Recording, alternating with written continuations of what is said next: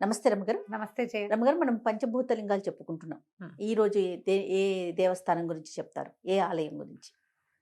పంచభూత లింగాల్లో రెండోదైనటువంటి జలలింగం. ఆ. ఎందుకంటే పృథివీ అప్పు, ఆ, జలం కదా, ఆ, నీటిలో నుంచే భూమి పుట్టింది, భూమి బయటకు వచ్చింది అంటారు. ఈ జలలింగం. జలలింగం గురించి చెప్పుకుందాం. ఈయన ఎక్కడున్నాడు? జంబుకేశ్వరంలో ఉన్నాడు. ఈ జంబుకేశ్వరం ఎక్కడుంది? తమిళనాడులో తిరుచిరాపల్లికి దగ్గరలో ఉంది, ఒక 11 కిలోమీటర్ల దూరంలో ఉంది. సింపుల్గా చెప్పాలంటే శ్రీరంగం పక్కనుంది. ఉమ్, శ్రీరంగం పక్కనే ఈ దేవాలయం మనకి దర్శనమిస్తుంది. చాలా పెద్ద దేవాలయం ఇది కూడా. చోళుల కాలంలోనే నిర్మించబడింది. శ్రీరంగనాథుడి కంటే ముందు నుంచే ఈయన ఉన్నాడని ఒక ప్రతీతి. ఓ, చాలా అద్భుతమైన దేవాలయం. అయితే ఇప్పుడు జలలింగం అని చెప్తాం. జలలింగం అనగానే ఏమనిపిస్తుంది మనకి? ఇప్పుడు సైకతలింగం, పృథ్వీలింగం అయినటువంటి ఏకామరేశ్వరుడు ఇసుకతో నిర్మించబడినవాడు. ఇక్కడ జలలింగం అనగానే అనగా నీటితో ఉన్నాడేమో అయ్యవారు అనిపిస్తుంది. నీటి కాదు. మీద ఉంటారు కదండి. నీటి మీద ఉంటాడు. నీరు ఊరుతూ ఉంటుంది ఆయన కింద నుంచి. ఎక్కడి నుంచి ఊరుతుందో మనకు తెలియదు. కాణిపాకంలో కనుక వినాయకుని కింద బావి మీద ఉంటారంటారు కదా ఆయన. అవును. అలా అక్కడ ఆయన బావిలో వచ్చినట్టుంది కథనం. కథనం ఉంది. ఇక్కడ అట్లా లేదు. ఆహా. దీనికి అద్భుతమైన పురాణ గాథలు 2 చెప్తారు. ఓ, పురాణ గాథ చాలా అద్భుతమైంది. ఒకటేమో శ్రీకాళహస్తి కథని పోలి ఉన్నట్టుగా ఒక ఏనుగు, ఒక సాలీడు ఇక్కడ స్వామివారిని పూజించేవని, ఆ రెండు వాటి కొట్లాటలో ఇది 2 నశించిపోయినాయని, వాటి మీద కుంభవృష్టిగా అమృతం కురిసింది, అప్పుడు ఈ శివలింగం ఏర్పడిందని ఒక కథనం చెప్తారు. ఓహో. ఒకటి. రెండో ప్రధాన గాథ ఇంకోటి చెప్దాం మనం. ఇది ఈ జంబుకేశ్వరం అంటే జంబుక వనం. ఇక్కడంతా తెల్ల నేరేడు చెట్లు ఉన్నాయి. నేరేడు చెట్టు మనకు తెలుసు కదా, తెల్లటి చెట్టు. నేరేడుకాయ మామూలు నేరేడుకాయ. జంబూ వనం ఉందట ఇక్కడ. అయితే ఏమైంది? శంభుడు అని ఒక మహర్షి, ఒక ఆయన ఈ జంబు వనంలో తపస్సు చేసుకునేవాడు. మహాశివ భక్తుడట. నిత్యము అర్చన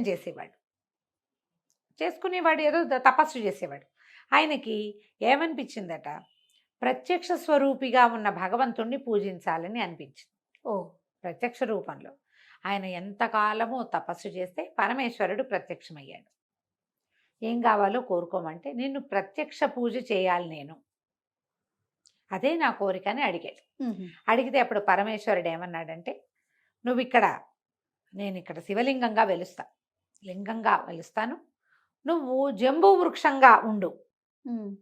నువ్వు శాశ్వత అంటే మును ఎంతకాలం ఉంటారు, వాళ్ళ ఆయుష్ అయిపోతుంది కదా.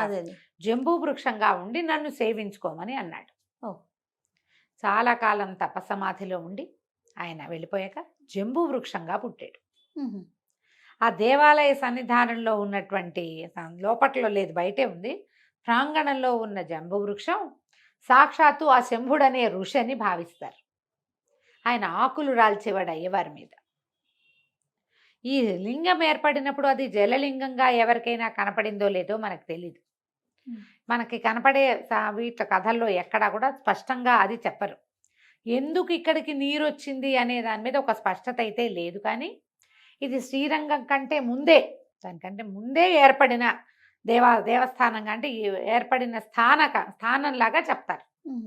అయితే మనకి జలలింగం అనగానే ఏమిటి, ఇది ఎట్లా కనపడుతుంది అంటే, ఆ శివలింగం పక్కన పానువట్టల్లోంచి నీరు ఊరుతూ ఉంటుందంట. పూజ అంతా అయిపోయాక ఒక చక్కటి అంగవస్త్రాన్ని పానువట్టం మీద పరుస్తారు. కాసేపటికి పానువట్టం మీద ఆ వస్త్రం తీసి పిండితే చెంబెడి నీళ్ళు వస్తాయి. బట్ట తడిసిపోతుంది. అలా నీరు ఊరుతూ ఉంటుంది లోపల నుంచి. దాని కింద నది ఉందని కానీ, లేకపోతే మన బాగుందని కానీ చెప్పబడలేదు. ఎక్కడి నుంచి వస్తాయో తెలీదు. ఇది కావేరీ నదీ తీరంలోనే ఈ దేవస్థానం ఉంది. అయితే తీరం అంటే ఆనుకునేం లేదు, ఒక మాదిరి దూరంగానే ఉంది.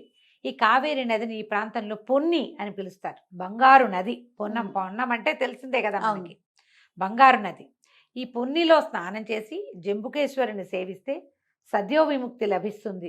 ఈ జన్మలో స్నానం చేసి అర్చన చేసిన వాడు ఇక మళ్ళీ పుట్టడని చెప్తారు. దీన్ని ఏనుగులతోటి, ఈ నేరేడు పళ్ళు తినడానికి వచ్చేటువంటి ఏనుగులు, దీనికి ఏదో తిరుక్కావలి అలాంటిది ఏదో పేర్లు ఉన్నాయి, తమిళ పేర్లు. ఏనుగుల చేత పూజించబడినట్ట శివుడు. శివలింగం వెలిసింది. ఆ ఏనుగులు వస్తుండేవి. ఇవంతా మన నేరేడు పళ్ళ కోసం ఏనుగులు వస్తాయి కదా, అవును. ఆ ఆకులు కోసి స్వామివారి మీద వేసేవట. ఆహా. నీరు తెచ్చి పొన్నిలోంచి నీరు తెచ్చి స్వామి మీద. శివలింగానికి అభిషేకం చేసి కొన్ని నేరేడు ఆకులు స్వామివారి మీద వేసి అదే పత్రి. ఓహో. మామూలుగా మనం మారేడాకులు పత్రిగా భావిస్తాం, ఆ. ఇక్కడ నేరేడాకు కూడా పత్రే. ఎందుకంటే ఆ చెట్ల మధ్యలోనే ఈయన వెలిసి ఉన్నాడు. ఓ. పెద్ద విశాలమైన ప్రాంగణము 5 ఎకరాల స్థలంలో ఉంది. ఒక 5 ప్రాకారాలు, 7 గోపురాలు ఉన్నాయి. గోపురాలు కూడా పెద్ద పెద్ద గోపురాలు. లోపల అయ్యవారితో పాటుగా ఆ వెనకాల నవగ్రహ కిటికీ అంటే ఒక గవాక్షం ఒకటి ఉంటుంది, ఒక కిటికీ, నవద్వార గవాక్షం అంటారు దాన్ని. ఏమిటో అలా ప్రత్యేకమైన పేర్లు ఉన్నాయి. విశాలంగా కనపడుతుంది, అతి పెద్ద గుడి. తప్పకుండా చూడవలసిన క్షేత్రాల్లో ఇదొకటి. అయితే ఇక్కడ ఇంకొక విశేషం ఏముందంటే, అమ్మవారు ఇక్కడ అఖిలాండేశ్వరి స్వరూపంలో దర్శనమిస్తారు. మనం అక్కడక్కడ చూస్తాం నిలబడి ఉన్న అమ్మవార్లని. అవును. ఈమె ఇక్కడ స్థానక భంగిమలో ఉంటుంది. పూర్వమట ఉగ్రరూపిగా ఉండేది. ఇది ఏనాటి కదా, ఆదిశంకర్లకి ముందు. శంకరాచార్యుల వారు 9-10 శతాబ్దాలకు చెందినవారు కదా, 9వ శతాబ్దం. దాని ముందు అమ్మ ఉగ్రరూపిగా ఉండి ఆమె యొక్క శోధన విపరీతంగా ఉండేది. రాత్రిళ్ళు తిరగటము, బయటికి వచ్చేయటము అలాంటివి ఉండేవట. అయితే ఆదిశంకర్లు వచ్చి ఈ అమ్మని చూసి ఈమె ఉగ్రరూపిగా ఉందని కొంతకాలం ఇక్కడ తపస్సు చేసి ఆమె ఉగ్ర శక్తిని కొన్ని కళలు తగ్గించారట. ఆమె దగ్గర ఒక శ్రీచక్రాన్ని కూడా స్థాపించారు. దాంతో అమ్మవారి నుంచి ఉగ్రకళ తగ్గి శాంత కళ కనపడుతూ ఉంటుంది. మనం ఇది ఎంత ప్రత్యేకమైన విషయం చేయ మరి. భగవంతుడిని ప్రశ్నించే వాళ్ళందరూ ఇలాంటివి విని అర్థం చేసుకోవాలి. ఉందో లేదో మనకు తెలీదు అంటే లేకపోవడం ఏంటి, మనం ఉన్నాంగా, అంతే కదా. మనం ఉన్నాం. మన ముందు తరాల వారికి చెందినటువంటి ఆదిశంకరులు ప్రతి దేవాలయంలో ఆయన ఎక్కడెక్కడికి వెళ్ళారో అన్ని చోట్ల ఈ కళలు హెచ్చటమో తగ్గించటమో, ఓ శ్రీచక్ర స్థాపన చేయటం, జనాకర్షణ యంత్రాలు స్థాపించటం, అవును, ఇలాంటివి ఎన్ని గాథలు వింటాం. లేదని మనం ఎలా అనగలం? అదే శంకర్లు రాసిన స్తోత్రాలు చూస్తాంగా మనం. అది మన మానవ రూపంలోనే జన్మించారు కదా, జన్మించారు కదా, మనం ఉందేగా. అవును. ఎప్పుడో అదేమిటి మన ముందు యుగం కాదు, మన యుగంలో. అవునండి. మన ముందు ఈ కాలడిలో ఇలా బంగారు ఉసిరికాయలు కాయించారు, కురిపించారు. అవి ఇల్లు వాకిలి అన్నీ కనపడుతున్నాయి. అవును. ఈ దేవాలయం ఇదివరకు అలా ఉండేది, ఇప్పుడు ఈయన వచ్చాక ఇలా మారింది, దానికి శాసనాలు ఉన్నాయి. ఎంత వివరంగా ఉంది కదా.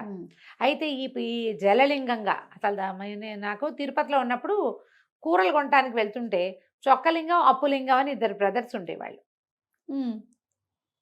అప్పులింగం అతని పేరు. నాకు అర్థమయ్యేది కాదు, ఏమిటి ఈ పేరు ఇలా పెట్టుకున్నారు, తమిళ పేర్లు అలా ఉంటాయని. అప్పటికి వీటి మీద అంత అవగాహన లేదు. అదే ఈయనే అప్పులింగం, జంబుకేశ్వరుడు. అప్పు అంటే సంస్కృతంలో నీరు, ఆపహ అంటే నీరు. ఇప్పుడు పృథివీ, ఇప్పుడు నేను సంస్కృతిలో చెప్తా కదా, పృథివీ అప్పు, తేజోవాయు ఆకాశాలు, ఆ అప్పే ఈ అప్పు. ఓ. జలలింగం. ఈ పేర్లు పెట్టుకుంటారు బాగా విశేషంగా. ఈ అఖిలాండేశ్వరి సన్నిధానాన్ని దర్శనం చేయటం, ఆ పొన్ని నదిలో స్నానం చేసి జలలింగేశ్వరుడు, ఈ జంబుకేశ్వరుణ్ణి పూజించిన వాళ్ళకి సద్యో విముక్తి కలుగుతుంది. ఈ జీవితం నుంచి మనం ఇదవుతాము. చాలా ప్రత్యేకమైన దేవస్థానాల్లో ఈ జంబుకేశ్వరం కూడా ఒకటి. లైన్గా మొదలుపెట్టి మొదట కాంచీపురము, తర్వాత జంబుకేశ్వరము, తర్వాత అరుణాచలము, ఆ తర్వాత ఏమో కాళహస్తి, చివరికి చిదంబరము. ఈ లైన్ ప్రకారం చూడొచ్చు.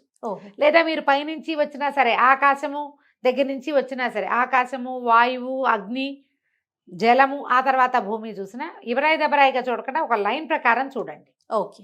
విశేషమైన దేవస్థానంగా కనపడుతుంది. అన్ని ప్రత్యేకంగా శిల్పాలు, రకరకాల దేవతా విగ్రహాలు, పురాతనమైన శిల్పకళ.